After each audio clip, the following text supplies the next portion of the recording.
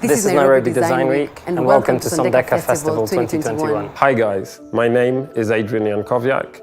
I'm the founder and creative director of Nairobi Design Week. I'm Naitiemu. I'm an artist. I work as creative lead at Nairobi Design Week, which is a platform where creatives meet and get to share ideas, get to meet and connect, and also learn more about the creative industry. I graduated from School of Civil Engineering in 2018. I was still doing art at that time professionally, and after graduation I freelanced for like a year, and at that time got to meet Adrian, and he introduced me to Nairobi Design Week. Nairobi Design Week started when I came to Kenya as a foreign designer and very quickly realized two things. One was that Nairobians were really creative and working on a lot of exciting things. And all those things that were happening, people needed a way to connect between them, to be able to interact and to be able to collaborate. And the second reason, when I went into the field as a human-centered designer to do research, to talk to people, it was very quickly apparent that I'd be more qualified if I spoke Swahili and knew the culture and was a local. And I started asking the question why I was brought to do this job when there must be designers who are qualified in Kenya to do it as well. As Nairobi Design Week, we target learners and professionals, and also people who are interested in understanding the design community. We believe design is for everyone, and design is very inclusive. So we focus a lot on human-centered design. We believe design is for everyone, and design is about humanity. So we focus a lot on human-centered design, and that's more about understanding what works for people through empathizing with them and being embedded in their process. So we like to listen to people's stories. Life is all about storytelling, and the stories that we tell kind of define us, right? So by understanding the stories that people tell, we are able to work with them and best satisfy their needs and collaborate with them in ways that will benefit both of us and grow the creative industry. So when we first started, we went round asking people what should a Nairobi Design Week be. We didn't know. I was a designer and not a festival director, so I'd never done this either. So it was about learning and listening to people and finding out what their needs are. And we realized after the first festival that really a design week for Nairobi shouldn't be like some of the other ones around the world that are only an annual thing. We really wanted Nairobi Design Week to be a community and a platform. So that's what we really put our efforts into, to ensure that the community has somewhere to go throughout the year, to find opportunities, to discover new talent, and to connect with each other. So since we've started, we've learned a lot of things. In the first year, we learned that we should only have one theme. We had about 5 themes in the first year, and that was way too many, and we couldn't do justice to any of them. From the second year and the third and so on, we've had one single theme that everyone focuses around. And every year that theme has become stronger for us. It allows different people to participate, and it allows us to discover different forms of design. Through Nairobi Design Week, I get to meet loads of amazing creatives from all different genres who are doing amazing works and helping solve problems. Just this platform helps us connect, helps us come together in projects that actually make a difference in the society. For example, such projects as the Labeled Human movement, where we had people sharing their labels. Everywhere someone goes, you realize you've been labeled something. For example, now that I have my dreadlocks, everywhere I go, I'm always called Rasta Girl, and people expect me to have certain characteristics. So Labeled Human is a platform where people release their labels and make them insignificant. So through this, I really got to grow a lot as a person and as a creative, and other projects such as the London Design Biennale, where I get to also grow more in my technical side and just learn new things. So learn new things about Africa also. I think through Nairobi Design Week, I've got to learn a lot about Africa and really got to appreciate my Africanness. So through certain conversations we have with other groups such as Design Kenya Society, and Paddy. We all have these conversations that really open up our minds.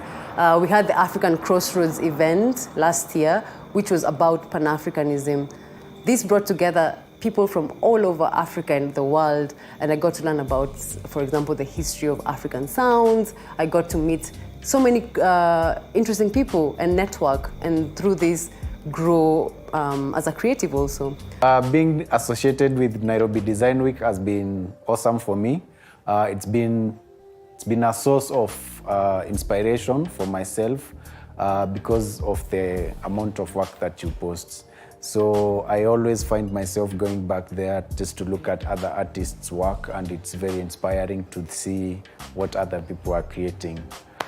It's been also a source of traffic for my own social media platforms, so I'm thankful for that. We've really learned to listen to what people's needs are and how we can cater to those needs. We can't always help them, so we often go to the community, help them work on brief projects for clients and so on. If we as a studio are working to complete a client brief, then we will bring in creatives with particular abilities to help us fulfill that brief. We always engage in community projects. We love to work with the community. So this year, actually, we've been doing a lot of live streaming and just getting to talk to people and get their stories, get to understand what togetherness actually means to people and what they'd like to see more.